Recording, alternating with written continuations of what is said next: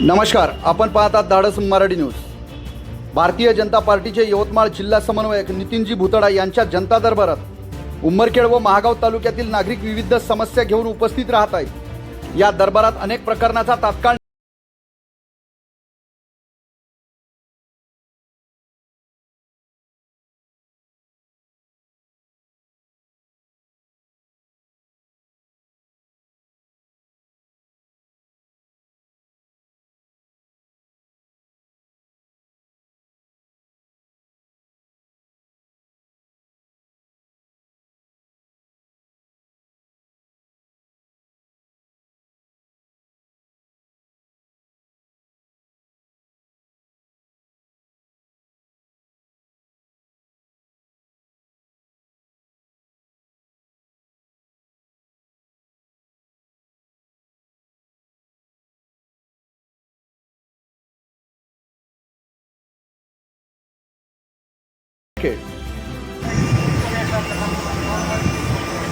कसं आहे साहेब, आपल्याला पावसाळ्याच्या पूर्वी या लोकांना रस्ता करून देणं गरजेचं आहे। आणि माझं काय मत आहे साहेब, आपण एवढ्या सगळ्या गोष्टी आपल्या ऑफ द रेकॉर्ड चालतात। एखादी गोष्ट लोकांच्या जीवनाशी जडणघडणाशी संबंधित गोष्ट असेल तर ती आपण ऑफ द रेकॉर्ड चालू द्या ना। ऑन रेकॉर्ड ज्या प्रोसेस व्हायच्या त्या होत राहतील, नंतर करू ना आपण।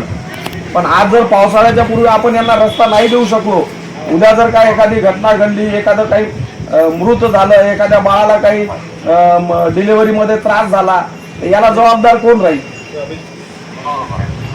थोडा आपल्याला मानवतेच्या दृष्टिकोनातून कुठं ना कुठं विचार करणं गरजेचं आहे साहेब। आणि कसं आहे, शेवटी आपला फॉरेस्ट आहे, त्या याच्यातून रस्ता झाला तर बाबा आपल्या फॉरेस्टच्या जनावराला त्रास होईल, आपले जनावरं दगावतील, त्यांची अडचण होईल। असं काही विषय असेल तर वेगळी गोष्ट आहे। तिथं एकही जनावर नाही, तुमचं काळं कुत्रं राहत नाही तिथं त्या फॉरेस्टमध्ये, तिथं काय आपल्याला अडचण आहे?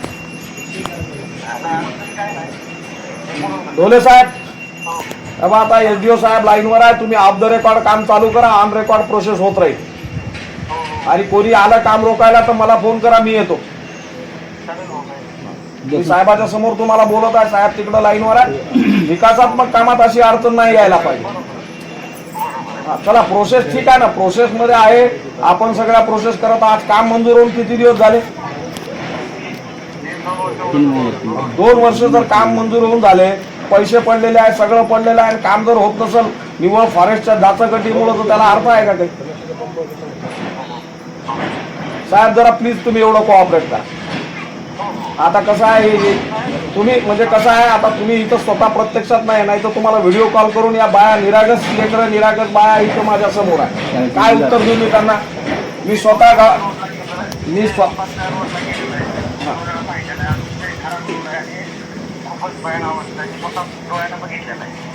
नाही तर प्लीज तुम्ही जरा कोऑपरेट करा आणि करू द्या तेवढं का।